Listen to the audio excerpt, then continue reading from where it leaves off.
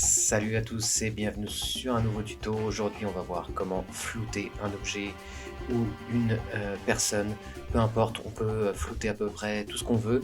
C'est le but du jeu aujourd'hui. Je vais vous montrer ça en 2 minutes pour que ça soit assez rapide, et si vous restez jusqu'à la fin de la vidéo, vous verrez, je vous donnerai un petit bonus aussi avec une autre utilisation de l'effet aussi flouté, avec effectivement un autre effet qu'on peut utiliser pour faire ceci. Voilà, c'est parti, on démarre. Regardez le résultat un petit peu. Non, c'est pas vraiment ça. On va voir plutôt le vrai résultat. Voilà. Donc pour réaliser cet effet, vous allez voir que c'est relativement simple. On va le faire en quelques étapes. Donc vous allez tout simplement, donc là je vais le refaire, on va repartir à zéro, je vais tout effacer. Voilà. Donc ça c'est mon image de base. Ce qu'on va faire, c'est que vous allez dans le panneau effet, on va aller chercher l'effet mosaïque. Donc là, vous tapez mosaïque et voilà, dans effet vidéo, esthétique, vous allez glisser sur votre clip bien évidemment, et ça donnera ce résultat là, qui n'est pas le résultat escompté. On va aller donc du coup dans l'option d'effet avec le clip bien sélectionné.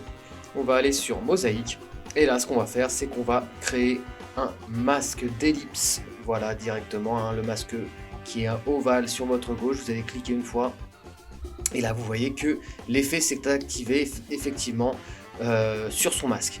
Donc là on va en fait tout simplement créer et animer le masque pour effectivement le faire bouger en fonction là de son sujet, qui est moi ici, Simon, qui est en train de danser. Là on va déjà régler sa taille, je vais tout simplement aller le réduire. Donc là vous allez directement, hein, sur votre voilà, sur votre programme moniteur, vous pouvez le régler à la main avec les flèches. Voilà, je le veux à peu près comme ceci. Alors ici vous avez déjà vous pouvez aller zoomer un, ça peut être bien, peut-être pas à 200%, mais on peut aller sur un zoom à 50. Voilà, je vais recadrer un petit peu, élargir mon panneau. Voilà, mettez-vous à l'aise comme ça, vous êtes bien ici. Et là, voilà, je peux aller placer correctement mon masque. Une fois que vous êtes satisfait, là, ce qu'on va faire, c'est on va justement voir si j'appuie, si je reviens sur ma séquence et que je reviens sur la première image et que je vais adapter, bien évidemment, la vidéo.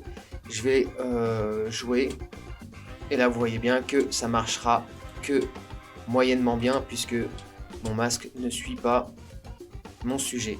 Donc là je vous invite à vous placer, on va zoomer dans la timeline, on va aller se placer, hein, vous allez vous placer en frame 1, en image numéro 1, et là ce qu'on va faire, c'est qu'on va essayer d'être beaucoup plus précis. Donc là déjà je vais le repositionner, pour le frame 1, et là donc on va rentrer ici sur le tracé du masque. Donc là, si j'écarte un petit peu, hein, voilà, vous avez le tracé du masque ici à gauche, et là vous pouvez, donc vous avez deux options.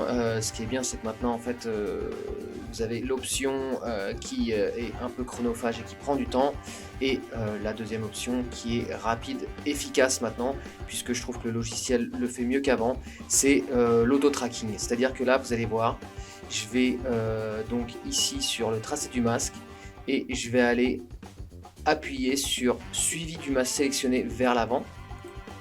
Et là vous allez voir que automatiquement le logiciel va, si tout va bien, me tracer en fait le masque automatiquement en fonction du mouvement de mon sujet.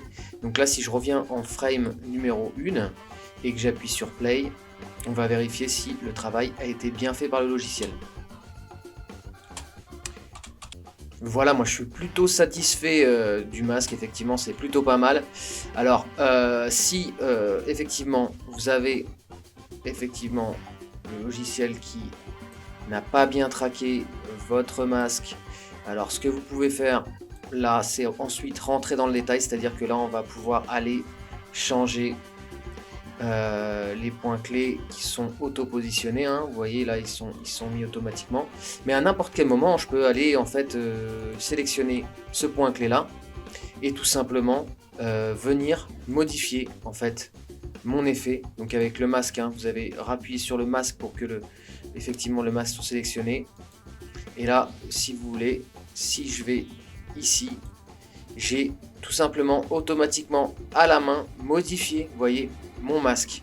Donc ça en fait vous pouvez le faire vous pouvez le faire aussi manuellement, pardon. C'est à dire que si je retirais en fait tous les points clés, à partir du moment où vous avez activé ici, vous voyez, activer l'animation, vous allez pouvoir réaliser hein, tout simplement vos effets et vos points clés à la main. Donc c'est à dire que là si je vais bouger mon masque, voilà, je le bouge et là vous avez vu que j'ai un point clé qui vient d'apparaître, et ensuite si j'avance ensuite par exemple de 5 images, vous pouvez aussi le faire image par image, hein, je vais pouvoir aller positionner et là automatiquement je vais avoir effectivement les points clés qui vont apparaître, et je vous laisse bien évidemment faire la suite. Si vous voulez faire manuellement, c'est le même procédé, et là je vais le positionner comme ceci, et après donc du coup j'ai la possibilité. Là vous voyez ça marche relativement bien puisque c'est aussi je suis sur un ralenti, il n'y a pas énormément de mouvement, c'est plutôt bien fait, mais le rendu automatique était aussi plutôt convaincant, donc il était plutôt bien. Voilà, donc soit à la main, soit automatiquement, vous avez les deux possibilités. Et après, ce que vous pouvez faire, c'est aussi rentrer dans le détail du masque. Donc là, j'en ai pas parlé, mais vous pouvez aller changer le contour. Donc ça va être l'opacité que vous allez mettre, hein. Vous avez vu là, je peux gérer le contour comme ceci, hein, contour progressif. Et je peux aussi le gérer à droite, hein. Là, vous avez la possibilité de le régler directement sur votre écran ici. Voilà. Ensuite, vous allez aussi pouvoir gérer l'opacité du masque, bien évidemment, comme je le parlais tout à l'heure, hein.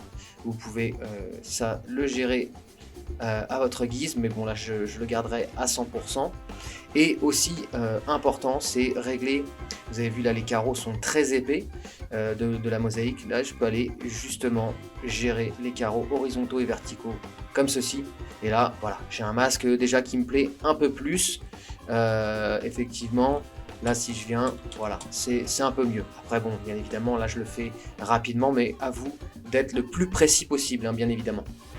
Voilà, donc là c'était en résumé comment créer un masque assez rapidement. Donc vous avez vu, on a sur son clip ajouté dans l'effet un masque mosaïque dans effectivement l'effet esthétique, donc ici esthétique mosaïque, et ensuite on a été ajusté, on a été créé effectivement son masque. Donc le masque ovale on a choisi, hein. Vous pouvez aussi bien évidemment le tracer Bézier libre, vous pouvez aussi l'effectuer comme ceci, ou en carré, c'est à vous de voir. Si vous avez par exemple une plaque d'immatriculation va être rectangulaire, donc je vous conseille de choisir, pour gagner du temps, bien évidemment un masque polygone à 4 points, ce sera plus simple.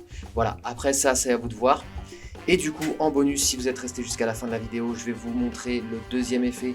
Donc vous avez vu là on l'a créé de cette manière là, mais je peux aller supprimer cet effet. Et du coup je vais aussi supprimer ça, voilà. Et là je vais aller cette fois-ci dans mes effets, et je vais aller chercher, voilà, dans effet vidéo, flou et netteté, je vais aller chercher mon flou gaussien, je vais aller le positionner. La même chose que tout à l'heure, je vais effectivement placer mon masque. Donc là, je le refais pour vous, mais c'est le même procédé, hein. On est sur la même chose, hein, si vous avez suivi le début de la vidéo. Et ensuite, bien évidemment, je vais aller régler le flou. Donc voilà, là vous pouvez vraiment aller mettre le niveau de flou que vous souhaitez, d'accord. Et à partir de là, c'est la même chose que tout à l'heure. Donc soit je dis à mon logiciel, bah écoute, j'ai pas le temps, fais-le automatiquement, et j'espère que ça marchera bien.